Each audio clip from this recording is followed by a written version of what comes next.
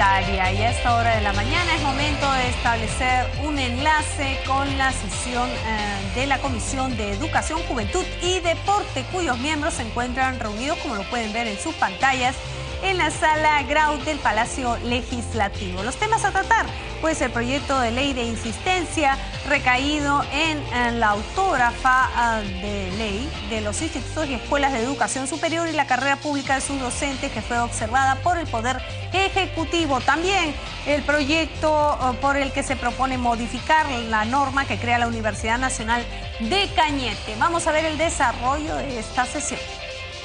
7 de octubre se celebra el Día Internacional para la Erradicación de la Pobreza.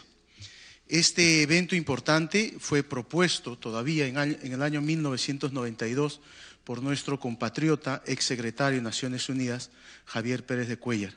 Situación que en el año 93 fue aprobado por todo el Pleno de Naciones Unidas en diciembre del año 93.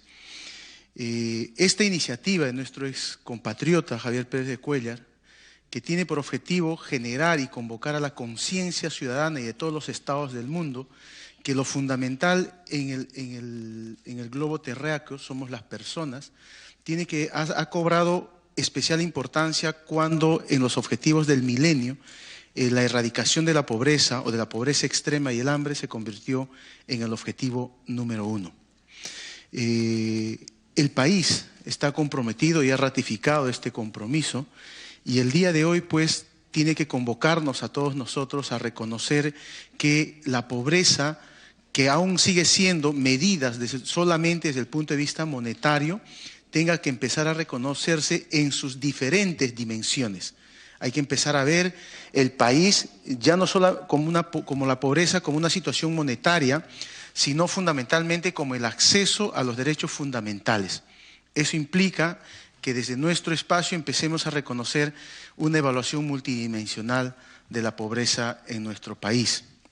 Quiero además destacar que si bien en los últimos 10, 12 años en el país se ha reducido aproximadamente el 36% de la situación de pobreza extrema, es necesario reconocer que la pobreza o su erradicación está en relación directamente proporcional con el desarrollo de las capacidades humanas. Es decir, que lo contrario de pobreza es ahora desarrollo, y que el desarrollo depende de las capacidades humanas, y que la estrategia fundamental para el desarrollo de las capacidades humanas es la educación. Y por eso es que aprovecho en este espacio para poder reiterar y recordarle al país que tenemos un compromiso para garantizar que la educación sea de altísimo nivel y de calidad. Dado que una situación de erradicación de la pobreza desde el punto de vista monetario, los estudios lo dicen, señor presidente, que 3 de los que han salido de situación de extrema pobreza tienen altísimo riesgo de retornar a la misma situación y a la misma condición. La condición, el tema educativo.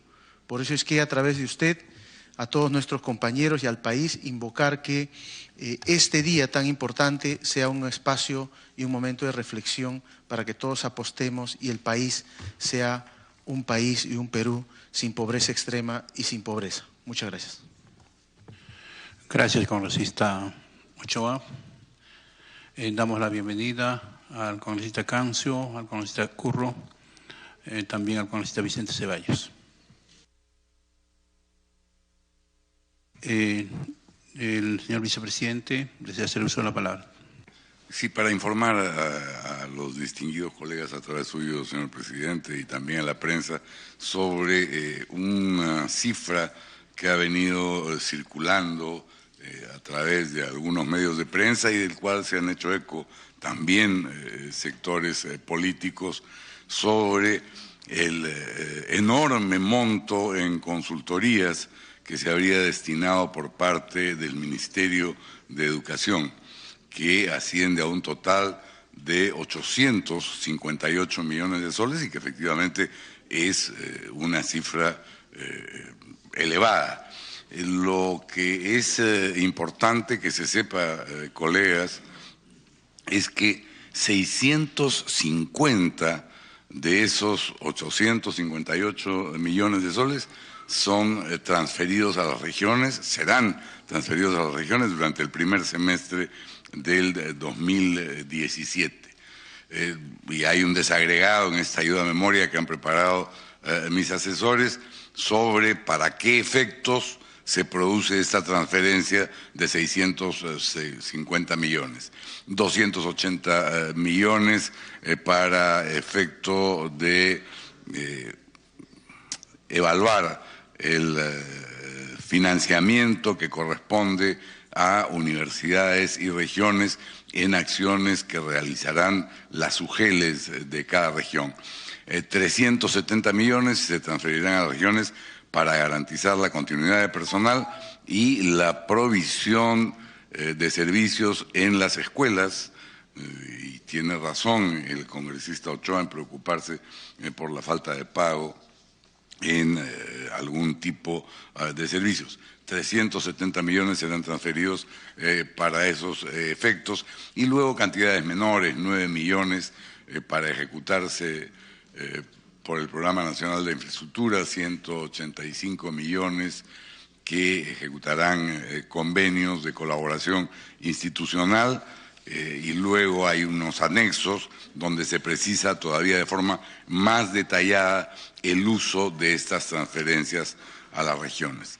Se trata entonces, en efecto, de 858 millones destinados a consultorías, de los cuales el enorme porcentaje, 78% del total, será transferido a las regiones.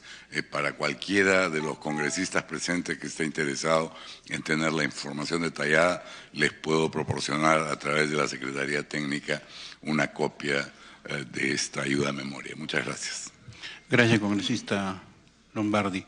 Sobre este punto, nosotros hemos remitido una petición al ministro de Educación para que nos informe en detalle, ¿no?, esos montos.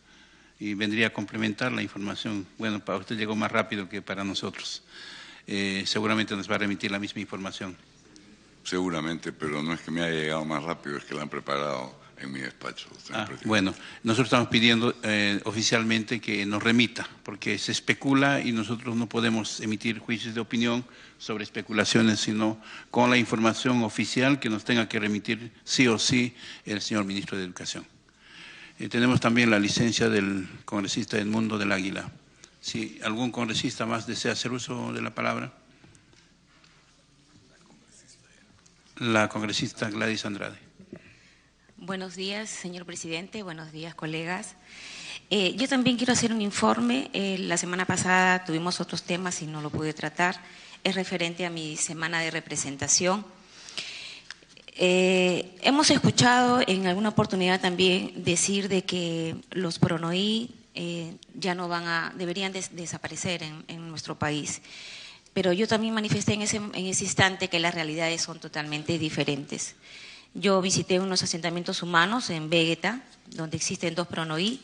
También una institución educativa inicial que solamente cuenta con 2 aulas para niños de 3, 4 y 5 años y una población de 82 niños, que es muy aparte de estos PRONOI. Carecen de muchos implementos, tienen cerco perimétrico de esteras, no cuentan con comedor para niños, tienen un terreno de 3.000 metros, pero solo cuentan con 2 aulas.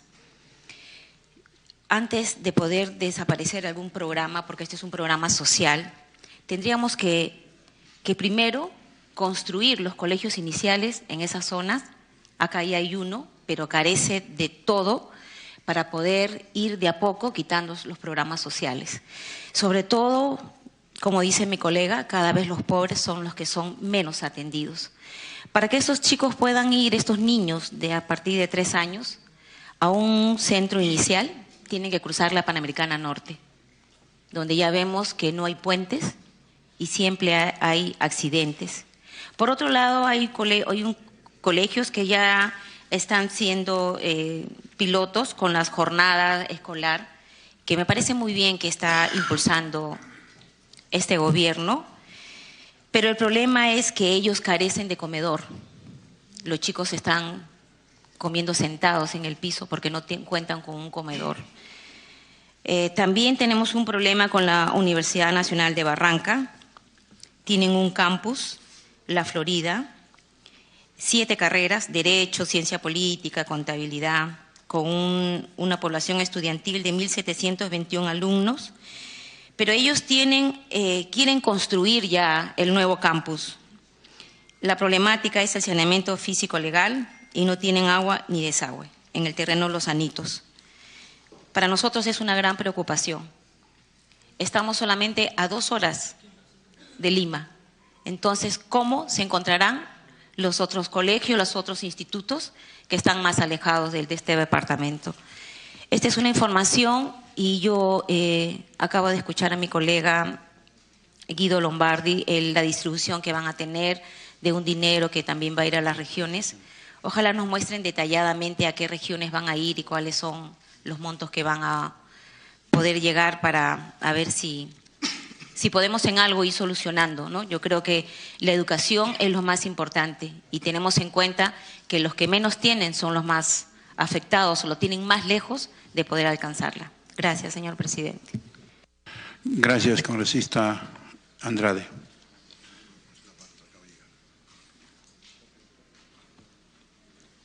Damos la bienvenida a la congresista Rosa Bartra a la sesión de la comisión. Si no hubiese más congresistas que deseen hacer uso de la palabra en esta parte de informes, pasamos a la sección pedidos. Congresista Curro. Gracias, señor presidente. Por su intermedio, saludar a todos los colegas que están presentes y también a todas las personalidades que están acá presentes en este ambiente. Solamente informar respecto a la educación de jornada completa y durante la semana de representación hemos estado visitando varios centros educativos que tienen este programa. Observamos una lamentable situación, más que todo en el medio rural, de que estudiantes que están a la hora de receso o a la hora de refrigerio sin ingerir alimentos y algunos que están ingiriendo alimentos, pero para la gran mayoría de los estudiantes no los prevé, ¿no?, los alimentos sus padres, simplemente hacen hora, cómo miran a sus compañeros que en ese momento ingieren alimentos. Entonces, y también conversamos con el director y nos manifiesta que se les ha visitado los del hospital. Efectivamente, ya los estudiantes muestran enfermedades como gastritis, anemia, ¿no? Entonces, es importante de que los estudiantes de jornada escolar completa cuenten con desayuno escolar o almuerzo escolar. Me parece que es un caso muy urgente que se debe solucionar. Gracias. Gracias, congresista Curro. Bien, pasamos a la sección pedidos.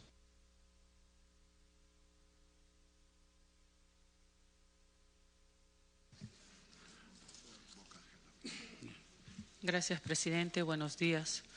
Presidente, solicito que la comisión oficie al señor Diego García Belaúnde Saldías, director ejecutivo de Caliwarma, a fin de que explique las circunstancias por las que se han encontrado gusanos en las latas de conserva de pollo destinadas a la institución educativa inicial 21-22-4 del poblado de Chuquis, en la provincia de Huamalíes, en la región Huánuco. Asimismo, que nos explique sobre los controles de calidad de los alimentos que son entregados mediante este programa a los niños de las instituciones educativas públicas. Asimismo, presidente, se encuentran entre nosotros los representantes de la Universidad Nacional Tecnológica de Lima Sur, para lo cual les solicito se sirva brindarles unos minutos para que nos comenten sobre la problemática que está enfrentando esta universidad en la actualidad. A la espera de su respuesta, presidente. Gracias. Gracias, Chihuahua. Tenemos el congresista Bocángel. Sí, muy buenas tardes. Montenegro. Señor presidente, señores congresistas, aquí en la comisión hemos formado grupos de trabajo de la educación superior, de los técnicos, de la educación básica regular. Entonces, muchas veces aquí en la comisión hacemos pedidos internos propios, sean de educación inicial, de institutos. Yo pienso que ya las comisiones o los grupos de trabajo deben traer respuestas a nosotros aquí en la comisión, ya poder tomar solución y emplazar o convocar a las personas que serían los actores directos en dar soluciones a todo esto, ¿no? Los problemas a nivel nacional son problemas de todos, de todas las regiones. Si hablamos, por ejemplo, de la parte alimentaria, esto que ya se ha creado las jornadas escolares completas, de que no hay, en estos momentos se están asumiendo los padres de familia la parte de comedores, como se ha quedado en acuerdos, etcétera. Igual, los institutos de educación inicial, las escuelas de educación inicial que faltan construir en las provincias, sí, hay algunas que han sido, en este momento están en un estado muy deteriorado, que necesitan atención. Entonces yo pienso que si esas comisiones hacen un diagnóstico situacional de todas las regiones, tanto en cada nivel, sea inicial, primaria, secundaria, institutos, educación superior, como el caso de las universidades, ¿no? Yo estuve también en la semana de representación, estaba el día de ayer en San Martín, también con algunos congresistas, hemos tenido eventos también en audiencias públicas y, por ejemplo, la Universidad Hermilo Valdizán, conversando con el rector, le cedió a Salud, por ejemplo, toda una clínica docente para que sea administrada por ellos. Ya había sido asignado a una ONG con presencia de médicos cubanos, pero estuve como autoridad esa vez y se le entregó de Salud con contraprestaciones. Ustedes, entregar toda una clínica para la atención del adulto mayor, para la atención de las madres gestantes, etcétera, era importantísimo para ellos, para el problema que realmente era agobiante de la no atención en un nosocomio tan ya pequeño para la provincia, para la región de Huánuco. Pero, sin embargo, por ejemplo, se vence supuestamente el convenio en parte de la universidad, donde una de las contraprestaciones eran que los chicos puedan hacer sus internados en ella, y ahora se oponen. No pagan agua, no pagan luz, tienen toda la infraestructura física, tecnológica. ¿Por qué? Porque se les ha dado implementada totalmente la clínica, o sea, todo, y se oponen, ¿no? Entonces, en esas cosas hay que verla integralmente, porque ese sería un punto a favor, por ejemplo, para el sector educación, para el ministro, quien tome cartas en el asunto, porque ¿qué pasaría? Que ahorita le cortan, el conflicto se lo trasladarían a quién, a la autoridad universitaria, que tiene que ver con el sector educación cuando el problema es de salud. Entonces hay cosas que yo pido que ya los grupos de trabajo nos presenten aquí a la comisión ya lo que están haciendo, ¿no? Que quizás la próxima sesión o de acá 2 sesiones, y para nosotros comenzar a tomar las acciones para una próxima jornada que sería para el próximo año lectiva, ¿no?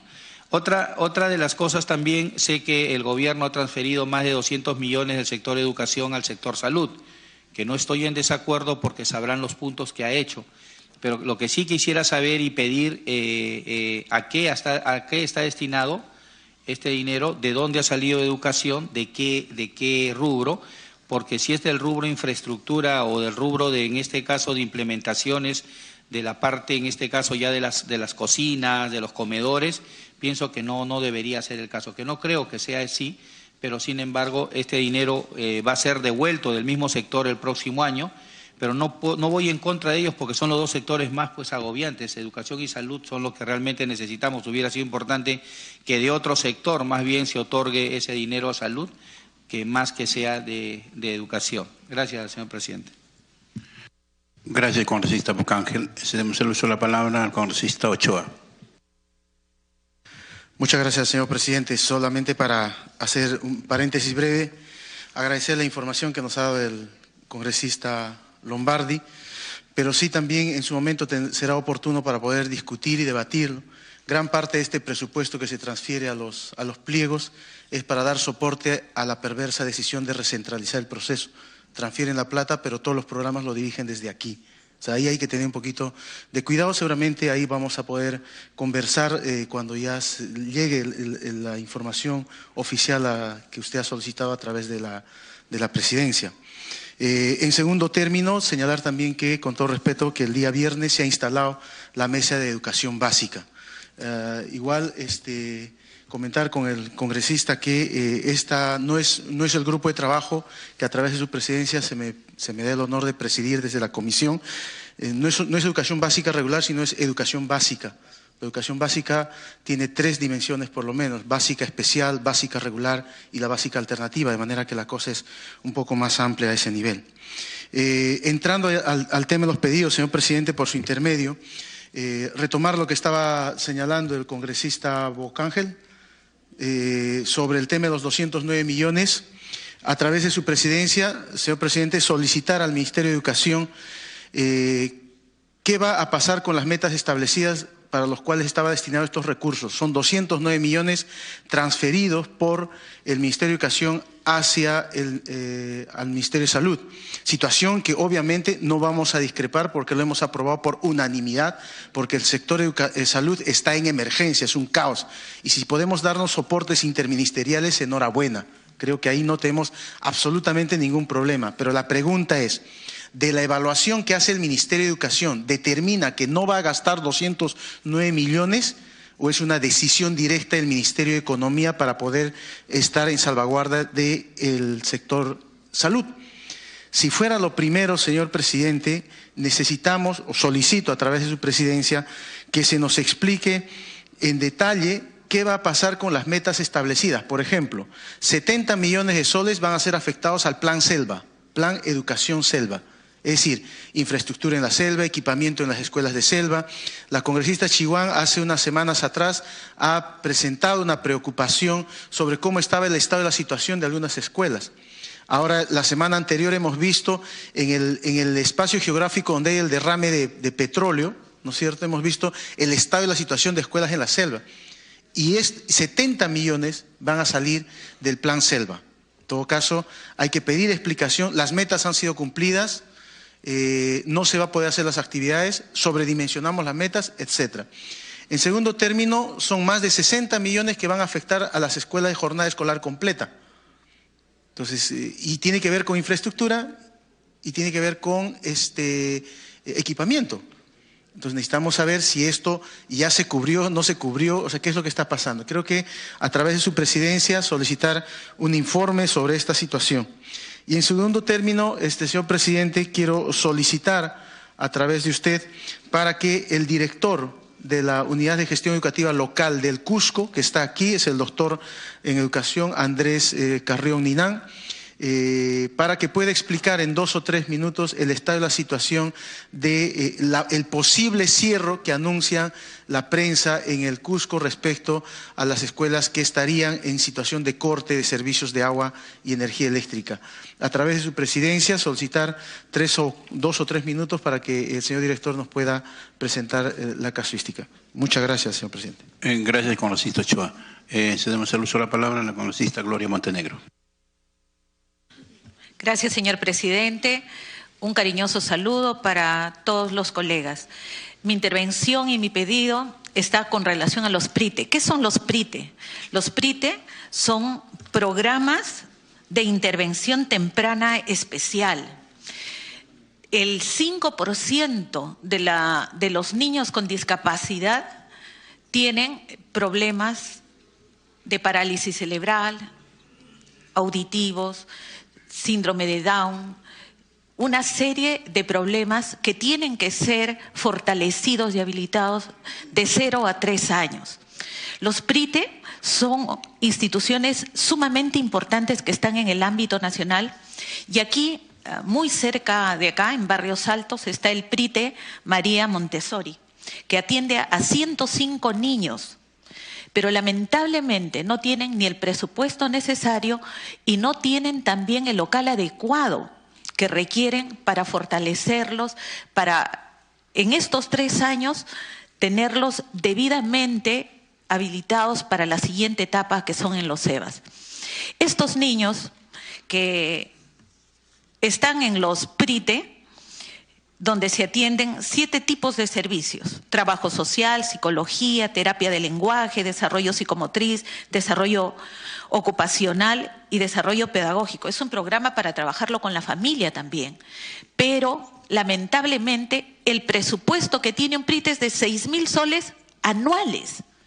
¿Cómo estos terapeutas con esa cantidad de dinero no tienen ni para el pasaje para ir y preparar a la madre, a la abuelita, al padre que están a cargo de estos niños? El trabajo que hacen es sumamente sacrificado. Mi pedido, señor presidente, está en relación a que este PRITE, por problemas de que su local central tenía problemas de riesgo, fueron trasladados acá. Pero ya este PRITE cuenta con un expediente, el número 28829, que ya tiene certificación presupuestal. A través de, por intermedio de su presidencia, solicitar al ministerio respectivo se vuelva al local que ellos han tenido, no solamente para la atención de estos 108 niños, sino que se requieren mucho más PRITE, se requiere mucho más atención para estos niños de habilidades diferentes, para que en el momento que ya pasen a las instituciones educativas regulares tengan la posibilidad de realmente poder salir adelante. Ahora tenemos, con el tema de la inclusión educativa, tenemos niños con habilidades diferentes en aulas de instituciones regulares, pero no hay personas especializadas que puedan respaldar programas de esta naturaleza y que en esta continuidad logremos mejores resultados. Estamos hablando en el Perú de más de 150.000 niños que podrían tener un futuro diferente si fortalecemos los PRITE, si fortalecemos la especialización de todo el personal que trabaja en ellos y sobre todo si le damos el presupuesto adecuado para el respaldo de este programa tan importante. Gracias, señor presidente. Gracias, congresista Montenegro. Cedemos la palabra al congresista Cancio. También al congresista Curuleu. Gracias, señor presidente. Yo lo que quiero señalar y es el tema esto que me está preocupando del traslado de casi 200 millones del sector educación al sector salud. Cuando aquí en el sector educación tenemos pues ingentes necesidades, ¿no? Si bien no cuestionamos la acción, porque evidentemente es simple y llanamente desvestir un santo para vestir otro, pero aquí en el sector de educación hay una larga lista de centros educativos cuya infraestructura necesita ser construida y en algunos casos incluso atendidas de emergencia porque están derruidas y los alumnos han sido simplemente distribuidos pues en aulas de emergencia por aquí y por allá. Entonces el tema es de que este asunto está en el aire. Cuando hemos asistido muchas veces a la oficina del ministro, lo único que nos dice es que no hay plata para atender, ¿no? Entonces, ¿cómo vamos a resolver este tema? Yo lo que quisiera es de que la comisión le solicite al ministro un plan, pues, para atender cómo se va a atender estas necesidades. En Junín nada más, que es mi región, hay por lo menos más de 25 centros educativos, hasta donde tengo conocimiento, que tienen código SNIP, expediente aprobado, incluso ya su presupuesto pues está claramente determinado y no se les atiende, no ahora, sino 2 o 3 años. Y están pugnando y exigiendo porque se les atienda. Hay colegios como el caso, por ejemplo, de la provincia de Jauja, una escuela que se ha derruido, los alumnos han sido colocados hasta en la iglesia para que estudien, ¿no? En otros distritos, por ejemplo, en Huancayo, distrito de Chongos, también el centro educativo está derruido y los alumnos han sido arrinconados en una parte que incluso está en riesgo porque es material rústico, también está en posibilidades de derruirse, pero ahí están estudiando. Entonces, realmente pareciera de que no hay ni siquiera un gobierno que atienda las necesidades del sector de educación y lo que me preocupa es eso. Así que yo lo que quisiera hacer como pedido es que la comisión requiera al ministro que presente un plan de cómo se va a atender todas estas necesidades de infraestructura, porque me imagino que no solamente es en la región Junín, sino que es a nivel nacional.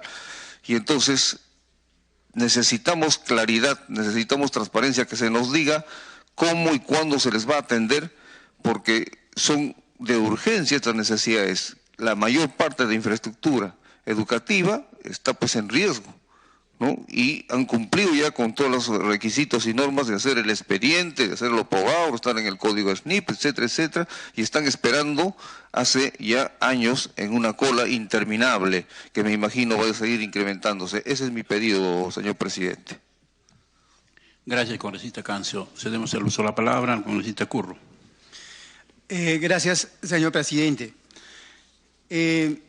La Universidad Nacional Intercultural de la Amazonía la semana pasada estaba en un momento de crisis, estaba detenido estudiantes por el reclamo de que en la universidad las autoridades vean, escuchen el pedido de los estudiantes. Entonces yo creo que el río suena porque piedras trae.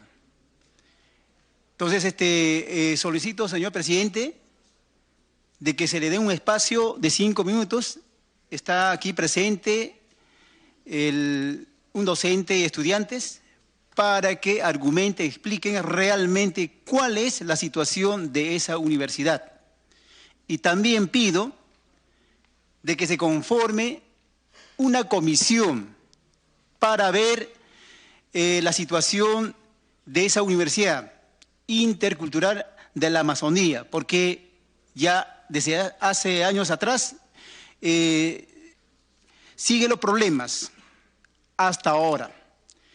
Y otro, señor presidente, pido de que se incremente desayunos o almuerzos escolares para los colegios de jornada escolar completa, porque de nada sirve el aumento de horas pedagógicas que están aproximadamente o permanecen al día hasta 3 o 4 de la tarde si no tienen alimentación necesaria. Entonces creo que es urgente atender esta necesidad de los estudiantes. Y por otro lado, los docentes administrativos, como por ejemplo, jefatura de talleres, de laboratorios, de biblioteca, entre otros docentes administrativos, por encargatura, que asumen por encargatura estos cargos, se les paga solamente 2 nuevos soles, tal como se estipulaba en la ley 24029, en la anterior ley del profesorado. Entonces, ¿qué sentido tiene la ley de reforma magisterial para poder excluir a esos docentes que venían directamente de la ley 24029, de la ley de profesorado, que no se hayan sometido a la carrera pública magisterial en el periodo del APRA? Entonces, igual manera, los directores que hasta el momento vienen asumiendo las encargaturas, igual, tal como señala la anterior ley, vienen pagando así la encargatura. Entonces, eso es algo inaudito y creo que se debe solucionar. Y por último, el caso de los directores. Muchos directores que han sido nombrados y han sido retirados injustamente de sus cargos y han ganado sentencias judiciales a favor. Ahora, ¿qué se está haciendo a favor de esos directores que aún todavía siguen reubicados en otros lugares lejos de sus puestos? Muchas gracias. Gracias, congresista Curro. Congresista Ceballos, tiene el uso de la palabra. Señor presidente, 4 cosas muy puntuales. La primera, coincidir con los colegas. Es necesario que se nos informe de manera detallada y documentada esos 209 millones que han sido transferidos al Ministerio de Salud, ¿en qué está afectando al sector de educación? Porque es cierto, después de haber escuchado a mis colegas, cuanta reclamación plantean, siempre se alega el déficit presupuestal. Entonces es necesario, para mantener un mínimo de coherencia y razonabilidad en lo que se está disponiendo, de que se nos responda documentadamente y en términos perentorios. Lo segundo, una colega ha hablado del PRITE, otra del PRONOI, yo podría hablar del COAR, que lo he visitado, otro colega habla de jornada completa y tantos programas más que tiene el Ministerio de Educación. Y todos llegan al cuello de botella, que es el tema presupuestal. Este Parlamento, al 30 de noviembre, debe aprobar el presupuesto del 2017. y creo que estamos en la disyuntiva de poder aportar para dar los correctivos necesarios, teniendo en cuenta que nosotros no tenemos capacidad de gasto. Y para ello, haciendo eco lo dicho por el congresista Guillermo Bocángel, sería importante optimizar el trabajo de los grupos de trabajo que oportunamente ha designado esta comisión. Si no, va a ser un remontón contra esta comisión y poco vamos a avanzar. Y digo optimizar el trabajo porque cada comisión pudiera estar convocado cada responsable de los programas educativos. Y en el mes de noviembre podíamos perfectamente convocar al titular de pliego, que es el ministro, después de haber consistenciado toda la información que se tiene y plantear alguna sugerencia macro para que sea reconsiderada en el presupuesto que finalmente pudiera aprobar el Parlamento. Otro aspecto, presidente, es un tema vinculado a la Universidad Inca Garcilaso de la Vega. Esta Comisión de Educación estuvo investida de facultades de comisión investigadora, elaboró un informe y en el año 2014 fue aprobado unánimemente por el Congreso, por el Pleno. Sin embargo, la semana pasada, extrañamente, la segunda Sala Civil de la Corte Superior de Justicia de Lima ha emitido un fallo declarando nulo todo lo actuado. Y es más, sosteniéndose en un argumento bastante extraño y muy ligero, ¿no?, de que la institución de la Universidad Garcilaso de la Vega, por ser privada, no encaja dentro de la premisa constitucional de interés público, cuando esto ha sido claramente definido y conceptualizado por el propio Tribunal Constitucional. O sea, se nota una grave deficiencia en la argumentación que ha dado el juez. Entonces, se hace necesario, presidente, convocar al procurador del Congreso ante esta comisión para que explique todo lo que ha acontecido. Porque, mire, son de 2014 a la fecha 2 años. ¿Qué ha pasado? Si bien tenemos la expectativa de poder interponer un recurso ante el Tribunal Constitucional, pero de por medio está la responsabilidad con que actúa el Parlamento. Es decir, un juez desautoriza el trabajo de cerca de 2 años que ha asumido esta comisión, desautoriza un acuerdo unánime emitido por el Pleno del Congreso, porque este fallo tiene una repercusión bastante grave. Prácticamente estaría neutralizando toda potestad que tenga comisiones o el propio Parlamento de asumir responsabilidades en cuanto a investigación parlamentaria. Es el riesgo mayor. O sea, estaríamos judicializando la política. Entonces, ya es más que urgente que se convoque el procurador del Congreso. Y lo último, presidente, respecto al tema de universidades. Sí, yo también he recibido una carta del Sindicato Único de Docentes de la Universidad Nacional Intercultural de la Amazonía. El colega Curro ya ha pedido que se les conceda 5 minutos, lo dejo a su discreción para que pueda concederlos, pero a su vez también formalmente pedirle que se me integre al grupo de trabajo de educación superior. Gracias. Gracias, congresista Ceballos. Voy a suplicar al vicepresidente, toma la presidencia, que desea hacer uso de la palabra.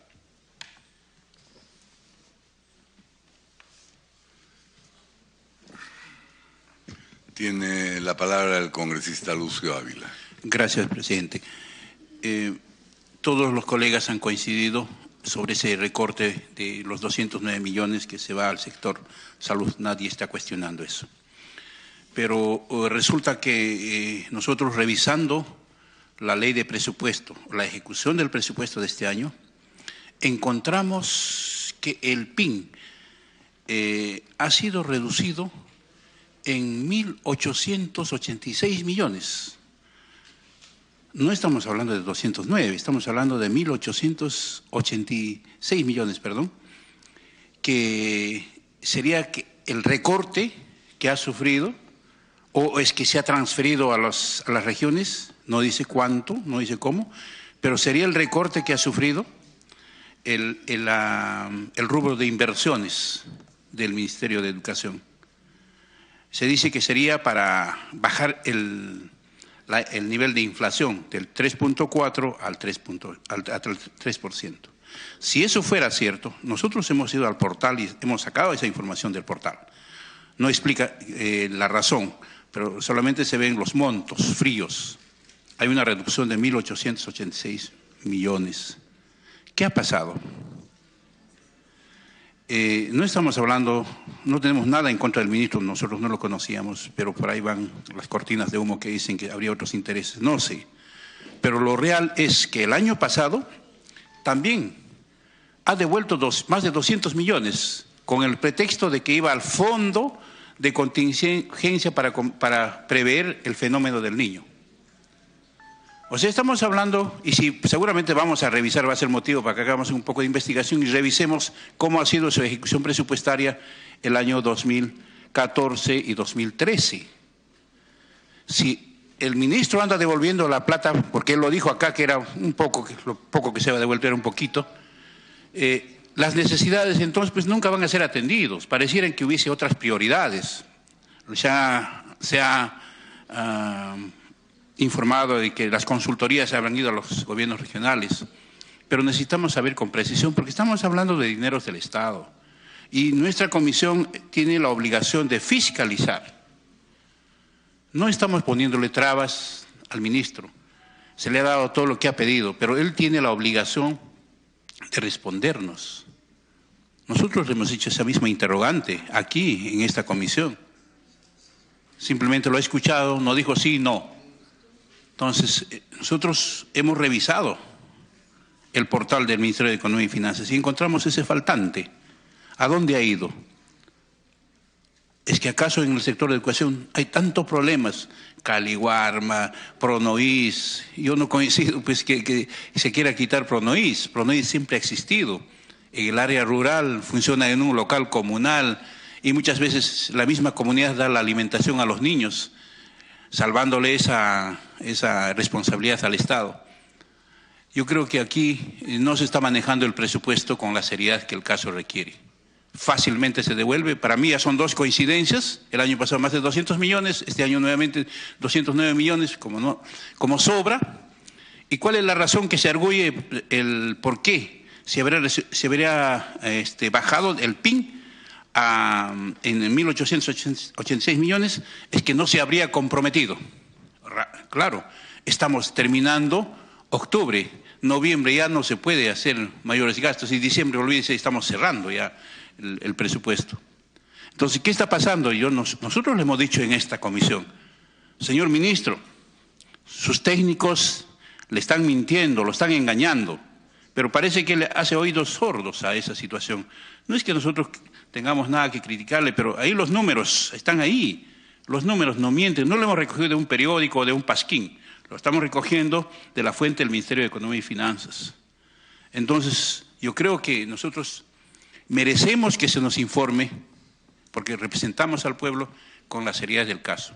Entonces yo pido nuevamente, para volver a insistir, tal vez visitarlo al ministro y decir, ministro, queremos estas cifras, queremos agotar. Nosotros tenemos la característica desde los claustros universitarios, el diálogo por delante, siempre el diálogo por delante.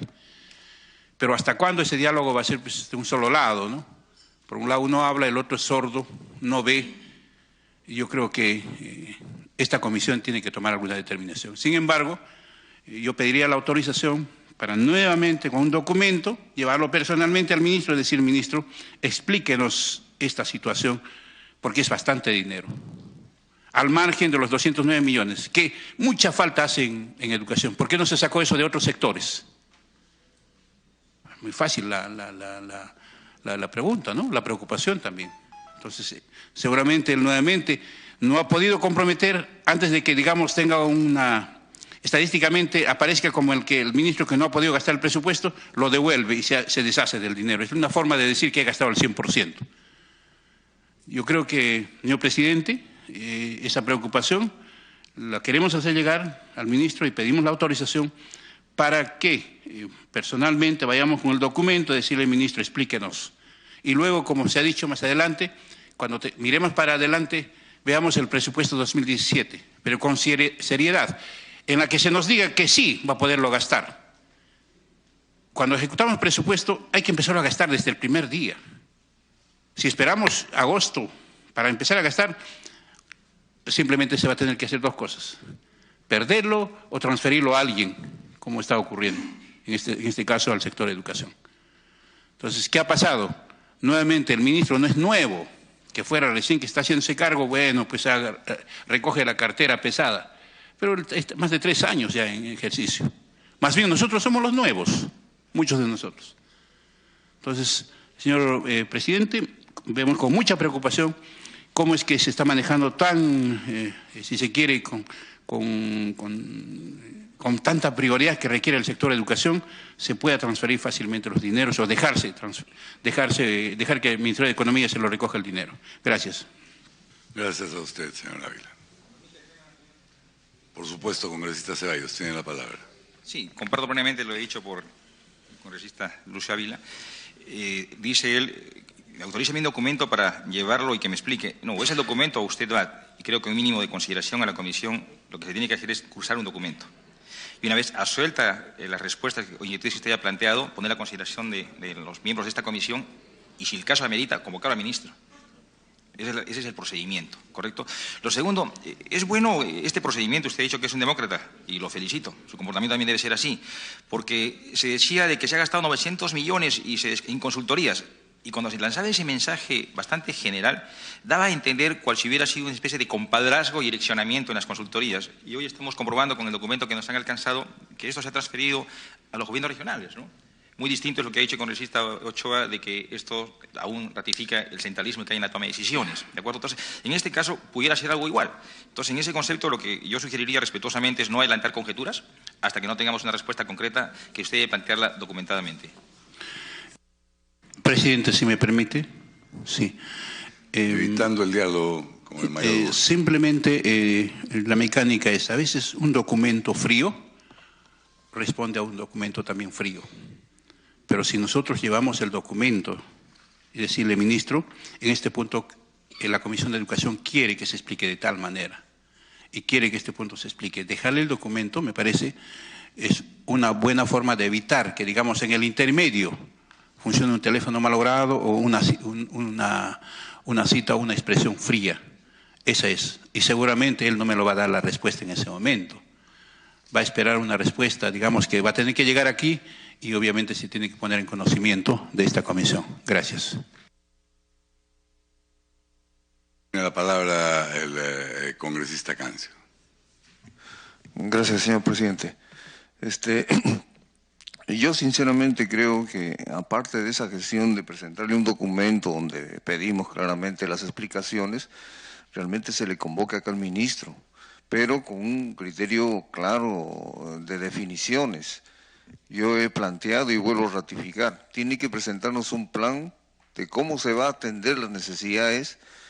De repente, en el caso mío es lo que yo estoy específicamente señalando, el tema de infraestructura, cómo se va a atender, porque hasta ahorita no hay respuesta, ¿no? Sencillamente está en el aire. Y muchos centros educativos están esperando, ¿no?, que suceda un milagro de repente. Porque cuando se va a conversar en el ministerio, o en el ministro mismo, sencillamente la excusa es concreta, no hay plata para atender.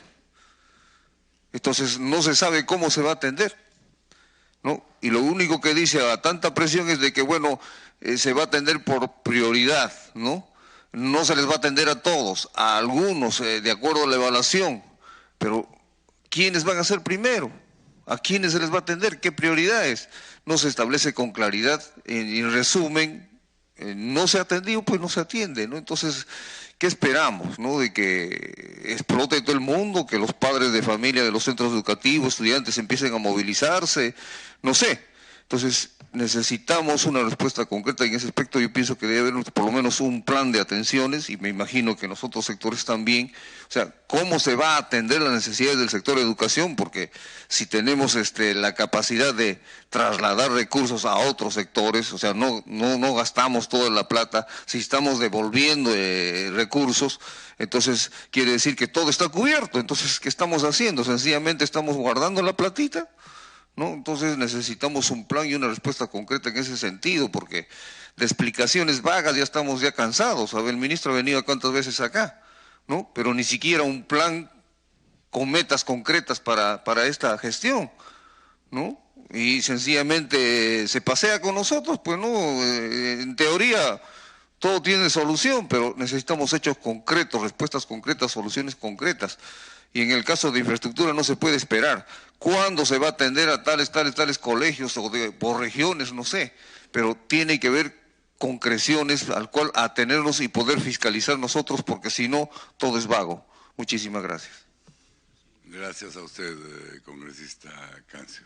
Me pide la palabra el congresista Lucio Ávila. Gracias, presidente. Efectivamente, cuando vino la última vez el ministro era para que nos explique con cifras el presupuesto que se iba a gastar en los Juegos Panamericanos. Pero no ha sido así. Se ha ido en generalidades, un resumen pequeño, y se comprometió que en 24 horas nos iba a hacer llegar el desagregado completo. Estamos esperando las 24 horas a la fecha. Lo hemos hecho llegar por escrito, reiterado por escrito, el acuerdo y el compromiso que él ha adquirido hace una semana en esta misma comisión. Entonces, vemos que no hay seriedad en cuanto a lo que él dice, ¿no?, que vamos a hacer. Por eso es que queremos, una vez más, insistir, decirle, señor ministro, queremos esta información. Y si es posible, delante de él, yo lo voy a grabar las expresiones que voy a utilizar para que nos diga, sea explícito. Ya no nos puede seguir paseando una vez más, ¿no? Nos estamos dejando pasear una vez y otra vez y otra vez. ¿Hasta cuándo va a ser esto? Entonces, seguramente, esta comisión y el mismo Congreso va a tener que tomar esta determinación porque estamos siendo objeto de burla. Gracias, presidente. La palabra del congresista Vicente Ceballos. Yo creo que estamos perdiendo la seriedad, porque cuando se dice, voy a ir a hablar con él y voy a grabarle para que me crean, o sea, ¿a qué estamos llegando? Mi palabra no vale. La autoridad, uno la siembra y la gana, ¿de acuerdo? Y respetos son respetos. Un presidente de una comisión está en autoridad como ministro de Estado. Entonces tiene que haber una mutua consideración entre ambas partes. Pero al margen de ello, el ministro estaba casi un mes y casi 10 horas en esta comisión. Y hace una semana, cerca de 5 horas, si no me equivoco, ¿no? Y fue convocado con temas específicos. Este tema presupuestario es más que pertinente. Pero no pasemos por alto la circunstancia de que el mismo lunes se ha presentado el ministro en la Comisión de Presupuestos, si no me equivoco. Y ahí ha sustentado lo que ha avanzado presupuestalmente y su proyección de presupuesto para el 2017. Entonces, yo quiero compartir lo expresado inicialmente por el congresista Ávila en el sentido de que se reitere un documento final, en términos perentorios, por no decir combinatorios, y a efecto de ello se pudiera o no convocar. Pero a su vez también hay que pedir información del avance presupuestal en cuanto a gasto al Ministerio de Economía. Y obviamente también entiendo yo que hay una rendición de cuentas en la Comisión de Presupuesto. Y el área técnica tiene toda la obligación de consistenciar toda la información. Y una vez que tengamos toda la información, convocar obviamente con argumentos, porque ahora expresamos ideas sueltas con todo derecho, pero no aterrizamos. Yo también si me permite, solo envía declaración esa información que yo he compartido con la comisión al iniciar la sesión es obtenida de la Comisión de Presupuesto, cosa que podría haber hecho perfectamente el área técnica. Y es más, se da el caso en algunas comisiones que celebran actividades conjuntas. Si es un tema presupuestal, puede entrar economía con educación. O sea, es cuestión de coordinación que tiene que asumir el presidente de la comisión. Es todo. Gracias, señor. Gracias, congresista Ceballos. La congresista Milagros Salazar tiene la palabra. Gracias, señor presidente. Buenos días con todos. Presidente, yo quería manifestar a todos mis colegas que en mi semana de representación, el 4 y el 6, hice mi visita al distrito de Caraballo, aquí en Lima, y encontré una sorpresa y también a la vez es una preocupación en el sentido de que hay dos colegios, uno que es el Instituto Educativo Andrés Bello y el otro colegio es el 3057, donde encontré en la supervisión que hacía los dos centros educativos dos cipres ahí. Y mis preocupaciones es cuando les preguntaba al responsable del manejo de la atención de los niños, cuál es el nivel de coordinación con la red que le corresponde al Cono Norte, que es la red Tupac Amaru, no había un nivel de coordinación. ¿Cuál era el nivel de coordinación? Si había una información con el CIS, tampoco tenía una respuesta.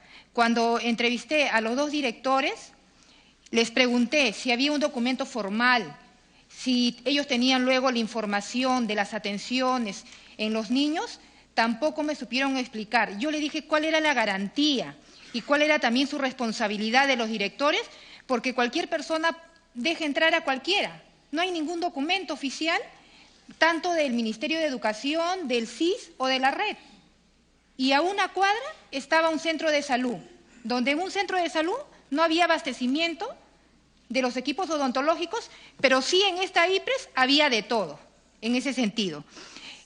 También es una preocupación porque uno de los trabajadores de esta IPRES era un bachiller en odontología y la ley de los colegios profesionales prohíbe que la atención a nuestros niños sean por bachilleres. La ley de los colegios profesionales dice que tenemos que estar colegiados, tenemos que estar habilitados para el ejercicio de nuestra profesión. Entonces, es un riesgo poner en manos de una IPRES y que no haya ninguna supervisión. Solamente me entregaron este formato, que acá lo pueden ver, un formato donde no tiene sello, donde no tiene firma, donde no tiene absolutamente nada. Y también ahí es una responsabilidad compartida. Uno, de los directores, que porque dice que vienen del Ministerio de Salud, no le piden ningún documento, les abren las puertas y puede entrar cualquier persona a atender a nuestros niños. Y el riesgo que pueden ser sometidos nuestros niños, si no es un profesional registrado, habilitado, entonces, ¿dónde está la responsabilidad? Y justo hemos transferido 209 millones y dentro de ese presupuesto está para el CIS, para el pago de estas CIPRES. Entonces, verdaderamente, esto es una gran irresponsabilidad de los funcionarios que no están cumpliendo su función.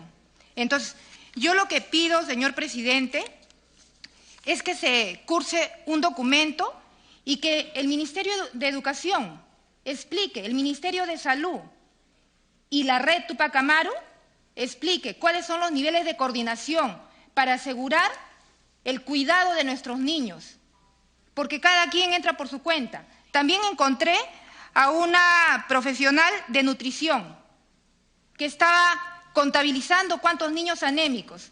Cuando les preguntamos, ¿usted a quién informa? No informa a nadie. Entonces se está invirtiendo plata en contratar personal de salud, cuando no hay niveles de coordinación, cuando no se responde a los indicadores de salud. Verdaderamente es una preocupación porque esta es tierra de nadie. Aquí el Ministerio de Educación, el Ministerio de Salud y las CIPRES hacen cualquier cosa y nadie responde ni asume consecuencias frente a la exposición de nuestros niños. Y nosotros tenemos que proteger a nuestros niños en ese sentido.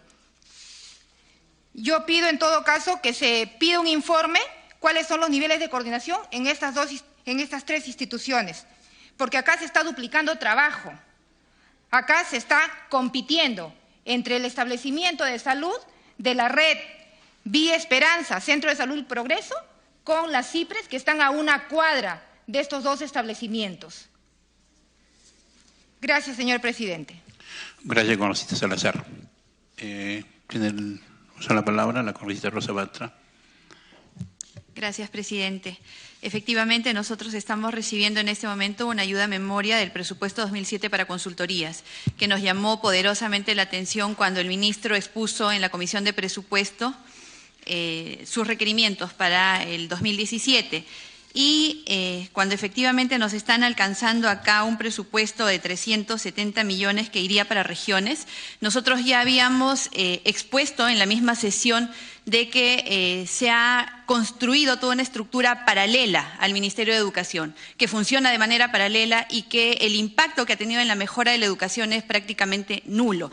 Y no estamos hablando de cifras menores, estamos hablando de cifras que en este caso superan los 370 millones de soles, a los cuales podríamos sumar 150 más de 500 millones de soles que van a alimentar esta estructura paralela que, repito, no sirve casi para nada. En ese sentido, pido que se solicite al Ministerio de Educación, al Ministro de Educación, cuál es el impacto que está teniendo sobre la calidad educativa estas transferencias de más de 500 millones que se vienen haciendo desde los años anteriores para el rubro de consultorías. Gracias, presidente. Gracias, congresista Bartra. No habiendo más pedidos, pasamos a la orden del día.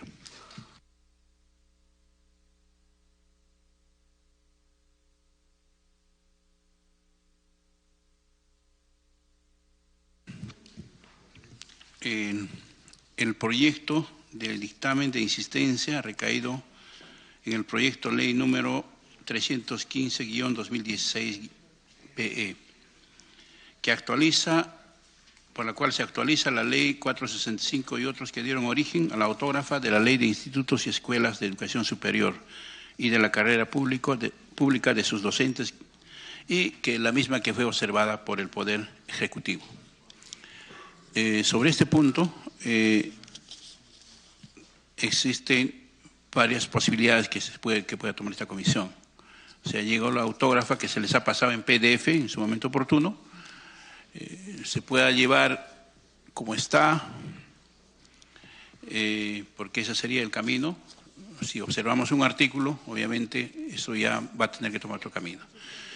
La insistencia es que se acuerde cómo está pero sin embargo ya se ha avanzado que hay varios puntos que necesitan ser modificados. Una vez que sea aprobada por el Congreso, que ya tiene carácter de ley, inmediatamente se presente las modificaciones que tendrían que sufrir esta ley. Ese sería el camino, ¿no?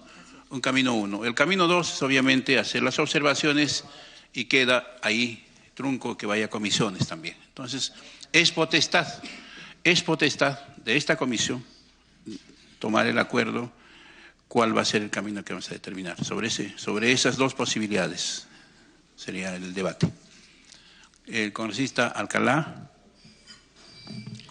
Señor presidente, tenga muy buenos días. A través suyo a todos los señores congresistas presentes. Es cierto, es un proyecto de ley que se ha venido trabajando bastante tiempo. Es un conjunto de proyectos que presentaron en la legislación o el Congreso anterior.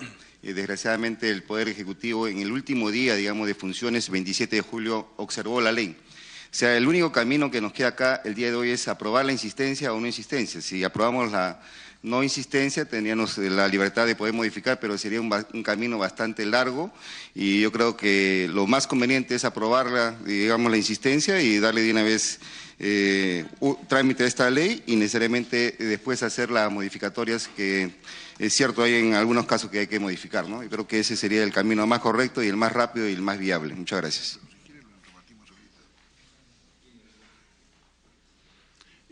Congresista Bartra. Gracias, presidente.